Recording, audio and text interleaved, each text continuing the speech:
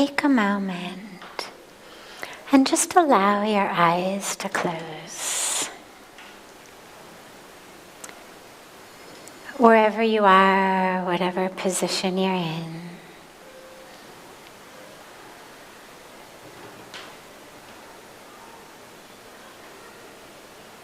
just allow your eyes to close.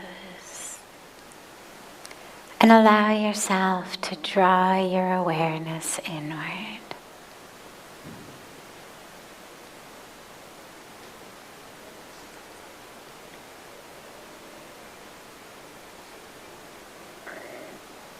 And draw that awareness to your breath.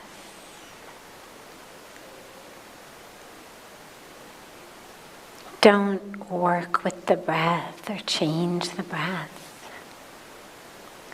Just let it be an anchor for your awareness.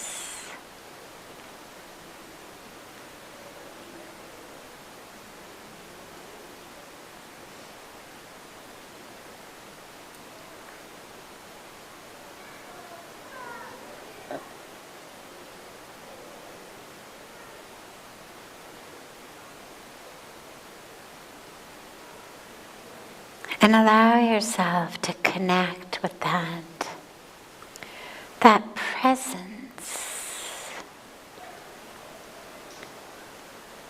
presence of pure awareness, of consciousness,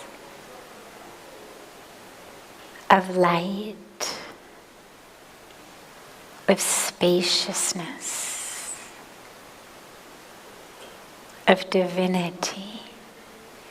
People experience and describe it with different words, but allow yourself to just drop into that inner experience.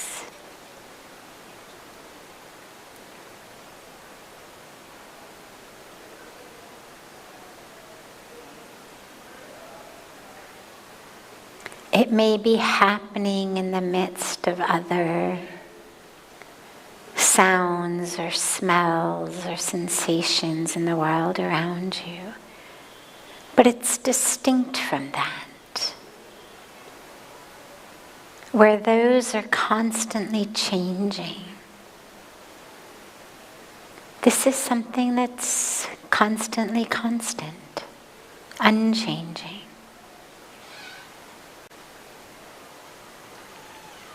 Find that within you.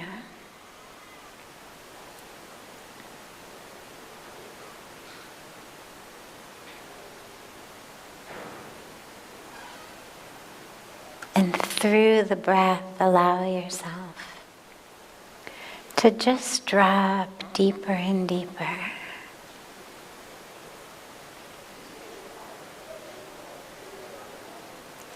into that presence within you, that source.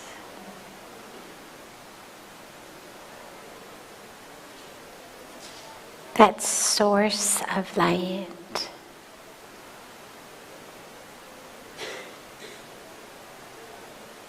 That source of love.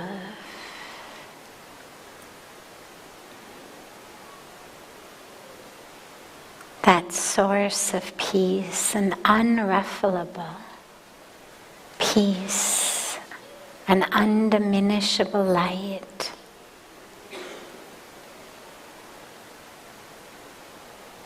Because the qualities are not dependent upon something.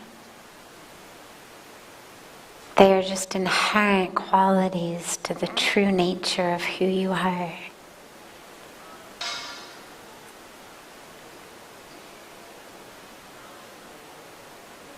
Allow yourself to just drop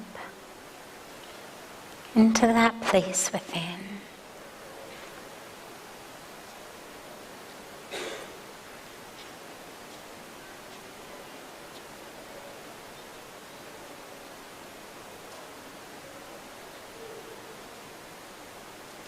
If you notice thoughts arising, memories, emotions, feelings, don't hook yourself into them. Don't let them distract you. Just keep drawing the awareness back to the breath. And back to the breath as it leads you and pulls you deeper and deeper inward.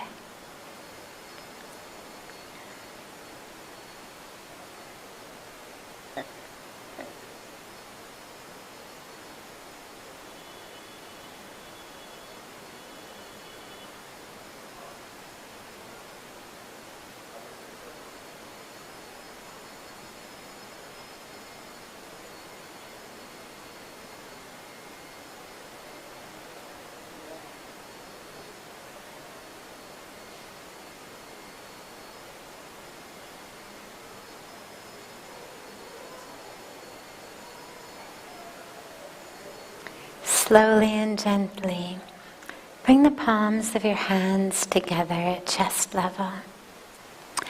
And gently rub the palms of your hands against each other.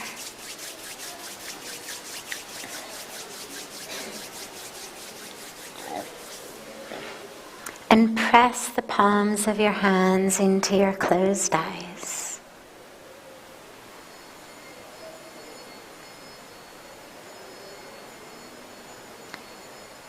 Slowly open the eyes and lower the hands.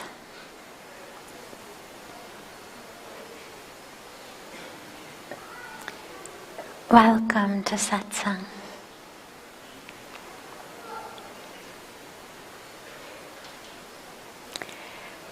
We start, as always, with a question that comes from our family joining through the internet, on social media, websites, etc. And then we open it up to any question that anyone here has. So any question you have, there's a microphone right here. Just come up to the microphone, share your name, share where you're from, and share your question. But we start with one that has come in advance. Please tell me how to deal with patriarchy, so prevalent everywhere. It hurts me to see incompetent men dominate.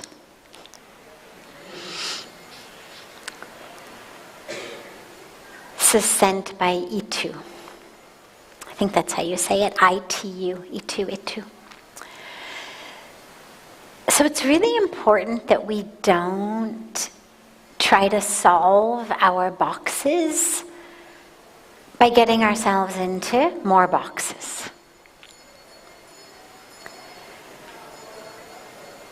One of the great, on a spiritual side, one of the great dilemmas, problems, challenges with a patriarchal society is it's putting people in boxes, men, women, and it's putting labels on them, subjective labels. Good, less good. Capable, less capable. Hence we end up with dynamics in still many sectors and much of the world that are mostly men. The dilemma comes when we fight against that, and all we do is we just put more labels. We keep the boxes. We haven't done anything to free ourselves from boxes. All we're trying to do is swap labels. And instead of competent, less competent, we do more competent, less competent. Good, less good. And then we say better, less good. And all we do is we label men in the same way that we are theoretically revolting against men labeling women. Is there a hierarchy? A patriarchy? Absolutely. Are all men guilty? No. Does the simple fact that you are a man mean you are guilty of toxic patriarchy? Absolutely not. If we move through the world, though, with this vision of, I'm so tired of the patriarchy, men are incompetent, when are we going to get them out of control, when are the women going to be able to lead, all we're doing is boxing up our own minds, creating more and more division, thicker and thicker walls. The ultimate aim that we're looking for is equality. An equality on the basis of gender, an equality on the basis of color, of race, of religion, of caste, of sexual orientation, of gender identity, of socioeconomic status, of political party, like however you want to divide us, what we're looking for is equality. Equality and opportunity. Equality and rights. We even recently, last week, we were celebrating International Human Rights Day, and on that day we were talking about the rights that nature has. Shouldn't a river have the right to flow cleanly, healthily? So it's another subject, but the point is, as we're talking about equality, human equality, but also equality in nature. Animals have rights. Nature has rights. The aim of removing one hierarchical system is not to substitute a different hierarchical system. It's to remove the hierarchy. And whether it's men on top, whether it's men of a certain color, men of a certain race, whatever it is, the goal is not to substitute that with a different gender or a different race or a different religion, but to remove all of that sense of hierarchy and discrimination. And to feel like all the men are incompetent is just putting labels on them and that men have gotten away with for hundreds of years. Women are that. Women are hysterical. Women are this. As though we are incompetent. So that's the first piece. But the second piece, so that's the spiritual side, is make sure from your internal side that you don't just create more boxes and more labels. Doesn't help anything outside, doesn't help anything inside. On a logistic level, though, wherever we see inequality, wherever we see a hierarchy on the basis of something that has nothing to do with merit or talent or ability, and everything to do with size and shape of the body, where we're from, I mean, all of these things that have nothing to do with how good you are at something, how worthy you are of getting hired, or we need to work to change it as a society, together. People of every gender, every color, every religion, we need together to work to change this, to recognize the importance. But it doesn't work by blaming the other side. Doesn't work from, just creating different labels. It works by making sure that we no longer accept it. In India, it's definitely there. And I've said on numerous occasions that, we speak about women's empowerment. And yet, as long as the role that is pretty much relegated for women in almost all cases of big events, important stages, important conferences, the role that is relegated for women almost always is they come out onto stage with a nice tray, and it has like a shawl on it, it has the memento on it, and they're the one who, when it's the time to felicitate, honor the distinguished guests, who are almost always men, the young women come out with a tray and it has a shawl or a bouquet or a memento or something on it. And I always say we have to change this, that doesn't count. That doesn't count as women's participation. That until and unless the seats on our stages, the seats around our round tables, the seats on our board are filled with 50% women, we cannot consider ourselves a society anywhere in the world in which women are empowered. We cannot talk about gender equality. We cannot talk about women's empowerment until and unless those numbers are equal. And that's true whether we are looking at national dynamics of a country, whether you're looking at a company, whether you're looking at a corporation, whatever small sector or large sector you're looking at, work on that level. Do you have power in a company? Do you have power in a society? Do you have power in a nation? Do you have power even just in your family? Making sure that there's equality. You know, and sometimes it goes the other way. I know in my family, I'm an only child, and in my family we had a rule where we voted on everything. My dad and I each got 1 vote, and my mom got 3 votes. So even if my dad and I were on one side, we were always vetoed. So you can certainly swing the pendulum in the other direction a little bit too far as well. But the goal is wherever you've got power, in a family, in a school, in a university, in a company, in a work environment, in your community, wherever it is, make sure that there are women involved. If you're a man, refuse to sit on a stage if it's not filled with 50% women. Refuse to serve on a board if there are not 50% women. If you're a woman, gather together with the other women, raise your voice, and demand to be included. But in a way that is not pointing fingers and saying toxic patriarchy and you are incompetent. Because that does not, what it does is it shows that you are actually less deserving of that seat. Because it shows that you don't actually think clearly. It shows that you're discriminating. It shows that you're labeling. It shows that you're jumping to conclusions.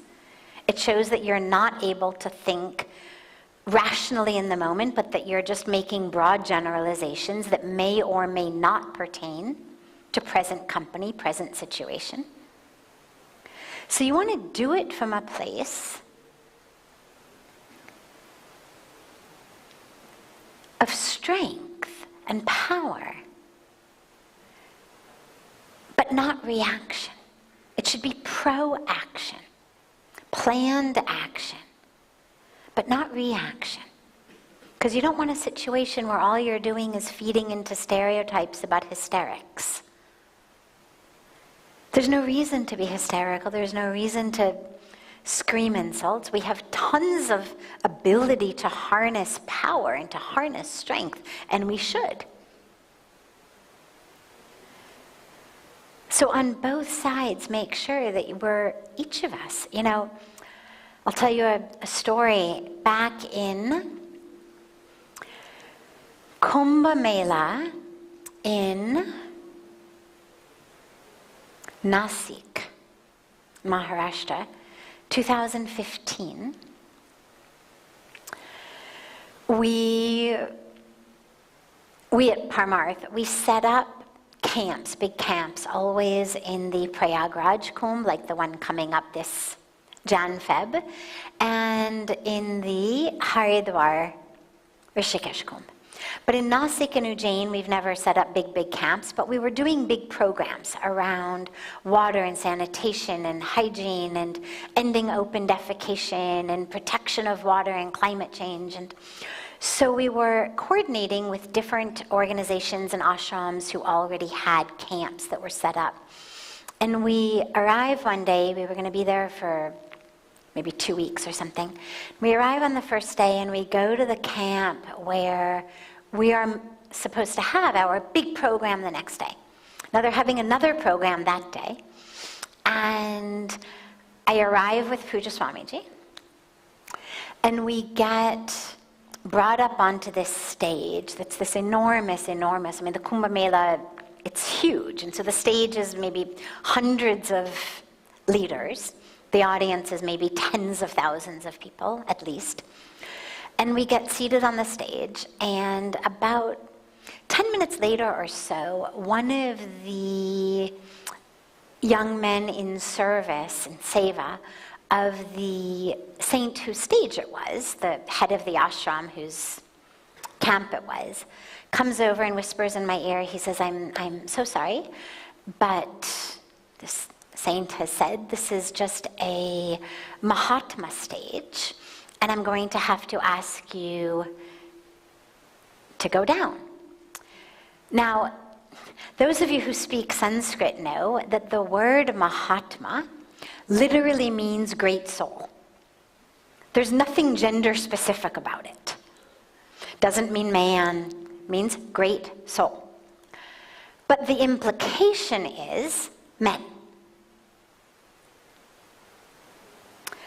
So he says, we've put this nice chair and covered it and whatnot right in the front, and you can sit there. And of course I didn't. I walked out the back and down and sat on the banks of the river. But the point of the story is, after that, later that evening, Pujya Swamiji was sitting in the room with the leaders of that camp and of the akhadas, the lineages, the organizations, and you could hear him. You could hear him not yelling, but speaking very loudly inside. And he was saying to the other leaders, tomorrow, in our function, not only Sadhviji, who, yes, is female, but is a, officially ordained sannyasi, she's a monastic. Not only her, but we're actually having lay women on the stage. Because the head of the Gates Foundation Water Sanitation Hygiene Department is a woman. And she's coming. And she's going to speak. And the head of this organization we're working with from Germany has flown in from Germany, and she's a woman, and she's going to speak. And these are not even monastic women. These are normal lay women. They're also going to be on the stage. They're also going to speak. And if you do not permit this to happen, I will take this program into the street. He said, make no mistake. We are not doing this program with men only on the stage. He said, either these women will be on the stage or the program will take place in the street. And of course, we had a program in which we were all on the stage. But I share the story because toppling things in our society that need to be toppled require pressure from both sides, pressure from outside and pressure from inside. And so the responsibility of bringing about change in this is something that puts responsibility on the head of men with power and also on the heads of women. Both of it. It's not either or. It's not something that the women alone are going to do.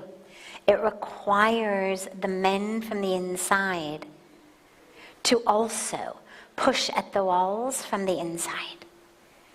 And only then do things change. But along the way, we need to make sure to not make the problem worse and not just fling labels at each other, not make gross generalizations, but actually work to bring about the ultimate aim that we all want and need and deserve, which is equality, oneness.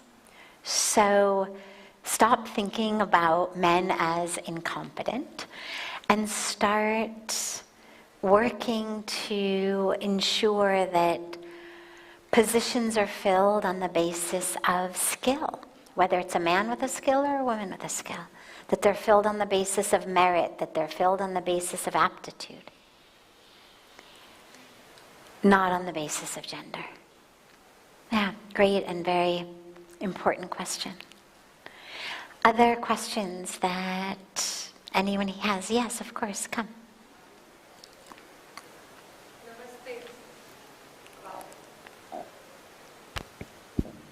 नमस्ते।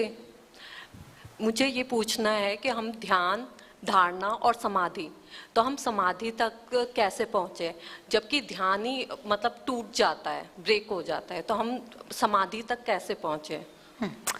Great. So, in the 8 Limbs of Yog given by the sage Patanjali, we begin with Yam and Niyam, and we move all the way up to Samadhi. Yam and Niyam are essentially the 10 commandments, kind of the do's and don'ts of how to live a yogic life, a dharmic life. Then we have asana, using the body. Then we have pranayam, using the breath. Then we start to get more subtle and inward. Pratyahar, we withdraw all of our senses inward, like we did in the meditation in the beginning. It's a matter of sort of withdrawing them into the inward, the inner being, the inner sense. Then we have that single pointed focus. When I say bring the awareness to the breath, it could be on a candle flame, it could be on a mantra, but it's that single pointed focus. And she's asking, how do we get from there and from meditation into samadhi? What if our meditation breaks? Then how are we going to reach samadhi?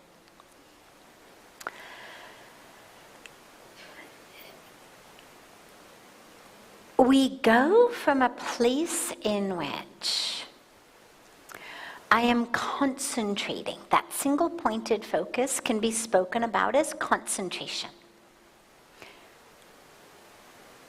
I am concentrating on my breath, concentrating on it, concentrating on it. That's an active use of my mind. The mind is actively engaged. There is a seer and there is a seen. The seer is my mind, the seen is my breath. Seen as in S-E-E-N, that which is seen, is my breath. Seer is mind, seen is breath. I am consciously, deliberately using my mind to be focused on my breath. In meditation, the mind is simply being aware. It's not doing something. Earlier we were doing something, watching my breath, or chanting a mantra, or watching a flame. Now, I've shifted into meditation, dhyan, in which there is just that pure consciousness, that pure awareness. That's actually what meditation is. A lot of times we call that which is concentration, we call it meditation. It's a tool to get into meditation. It's a technique we use to attain a state of meditation. But it's actually much more, if you were going to be very specific about it, it's actually much more concentration. Meditation is when we have access to that state that is just the pure awareness. Not the, I am the one who is aware, there is that thing I'm aware of. There's no more identification. There's just awareness. In samadhi, it's that experience of that bliss, the bliss that arises from that oneness, the full, the Sat Chit Anand. So it's not just Anand. It's Anand that is part of Sat and Chit, that is part of or together with truth, existence, consciousness, that true self that is one with, inseparable from the divine Brahman, Paramatma. That's what samadhi is that ultimate union into that, which is why it's spoken about as ecstasy or bliss, or because it has that quality to it. It's not a state of ecstasy like you take a pill and you're ecstatic for a while and then you come down. But it's that state of ecstasy that arises out of that oneness. Now, agar beech mein dhyan toot jata hai, if our meditation breaks along the way, don't worry. Don't worry. It just means you're human. And humans are able to experience samadhi. But when it breaks, don't allow the awareness and attention to go into the story around it breaking.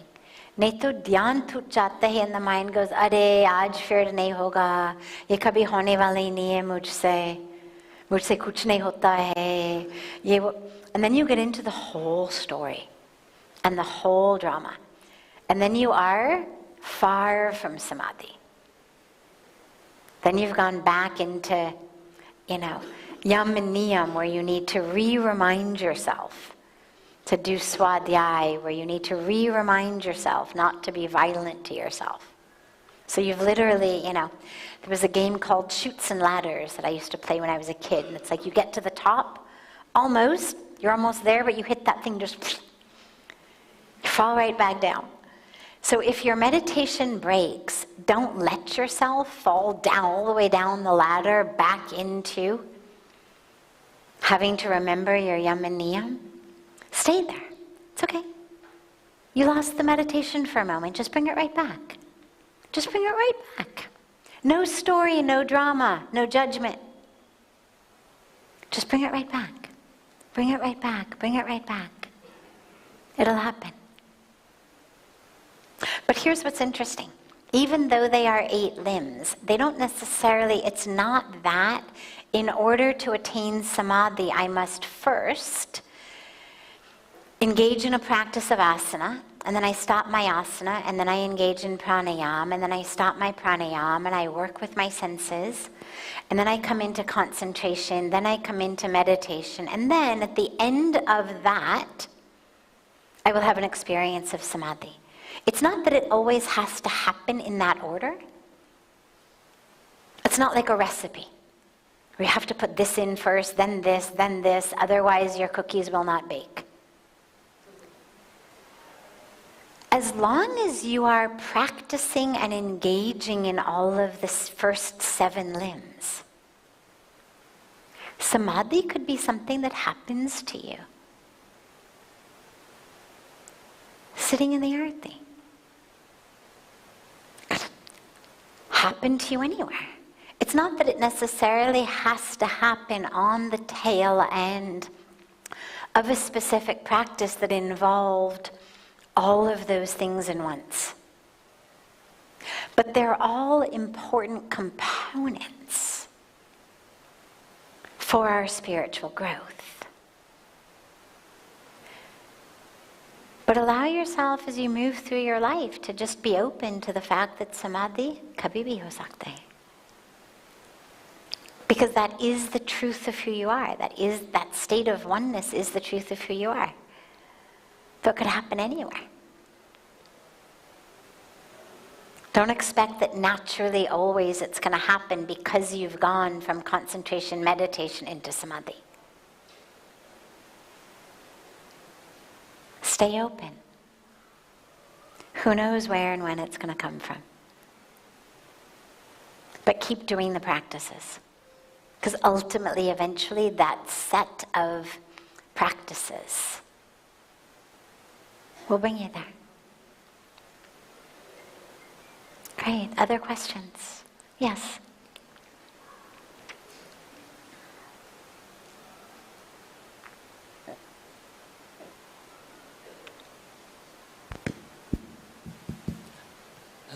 My name is Ramachandran, Chennai. My question is, every day you are attending the Ganga aarti, doing this satsang, do you ever get bored? Or how to handle with boredom of routines? Great. Do I ever get bored from Ganga aarti and satsang? Never. Never. Boredom is not actually something that has to do with what's happening or not happening around you. Boredom is a state of mind. And it's a state of mind that could happen in the midst of the most exciting thing. Boredom has to do with a mind that is not engaged. It's a lazy mind, basically. People who are lazy get bored. People who are bored tend to be lazy. They go together. Boredom is the refusal to see the presence of the divine, the presence of life, the presence of that spark of life in every minute and every moment. It's a lazy mind, lazy attention. It sees just on the most outer surface. Oh, I've seen this TV show before. Oh, it's so boring. Oh, I've seen this aarti before, it's boring. Oh, I've seen my spouse before, they're boring. Like, eventually everything becomes boring if that's the way that you work. Right? Then you'd say, don't you get bored of your kids? I mean, you see them every day.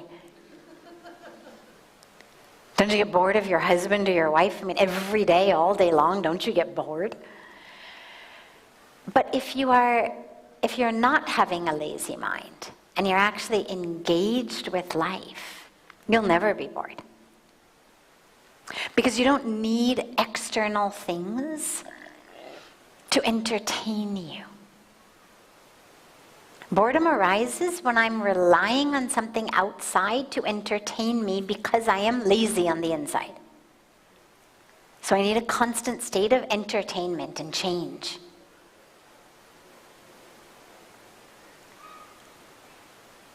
That which leads to a fulfilling life is not a constant set of entertaining change on the outside, but it's an inner ability to be engaged with every breath, every minute, every moment. It's what meditation teaches us. You know, in the beginning, aarti and satsang, at least things are happening. Think about meditation. For the majority of people, when they start meditating, it's incredibly boring. It's a bit of a defense mechanism. The mind wants you not to meditate so that you don't actually experience the true self, so that the ego gets to keep running the show. So it'll tell you, oh, this is so boring, oh, this is so boring, oh, this is so boring. And all that means is, I refuse to be present with this moment. Imagine that you had just gotten a death sentence. You've got 48 hours to live. Is your life boring? I may ask to him to prepone now itself. I mean, imagine you've got 48 hours to live. Yeah. You're sitting on a couch. TV is off. Nobody's around you, you're alone. Are you bored? Think really for a moment. Could you imagine being bored when you know that you're going to die day after tomorrow? There's a big list. Yeah. you'd go back to exactly the state we are when we're little kids. Suddenly your hand would start to fascinate you. Suddenly you'd be like, oh my God, I'm never gonna see this hand again. I'm never gonna see the sun again. A leaf, a flower, my God. I'm never gonna see that again. Oh, that painting, I love. God, I've never really noticed that painting, but I'm never gonna see it again. Suddenly, every ray of light that comes through the window is extraordinary. Oh my God, maybe this is the last ray of sunlight I'm gonna see. Please don't set, don't set, don't set. I want to keep watching. Whereas normally we're like, oh yeah, the sunset. Seen one, seen them all. Right? Lazy mind. And this is why so many people who end up with horrible terminal illnesses end up actually being really grateful for them. Even those who end up dying from them. I've heard so many people I cannot even count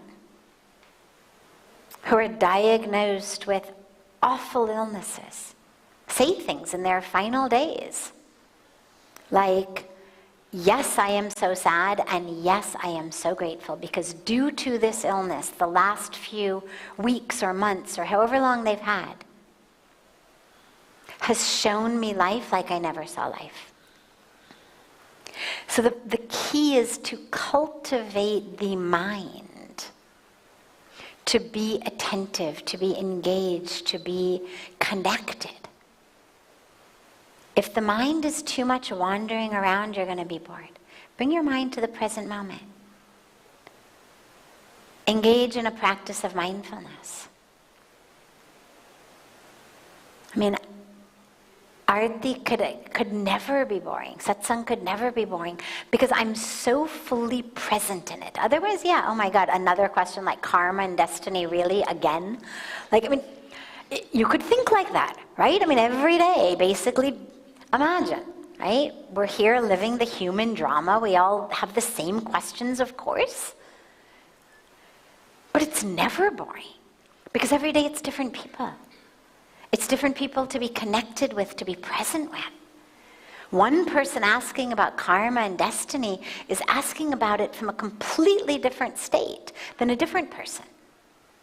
It's a completely brand new opportunity to connect with someone in that truth.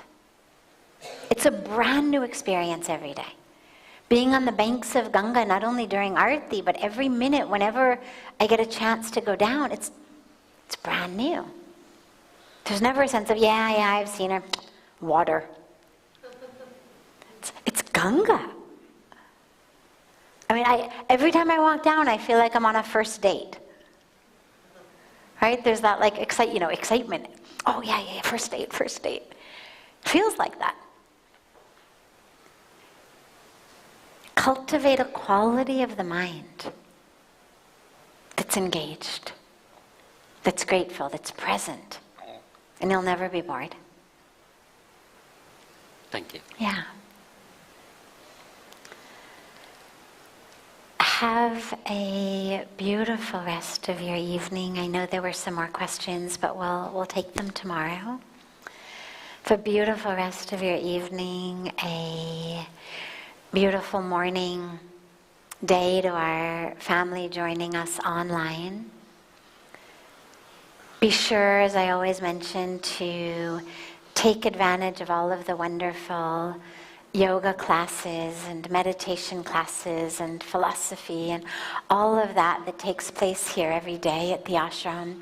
Everything is open to everybody. There's no charge for any of the daily classes. It all runs on just a donation basis, open to everyone.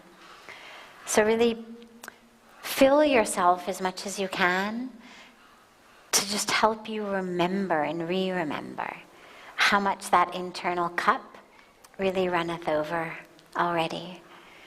And I look so forward to being back together tomorrow with you all. So much love.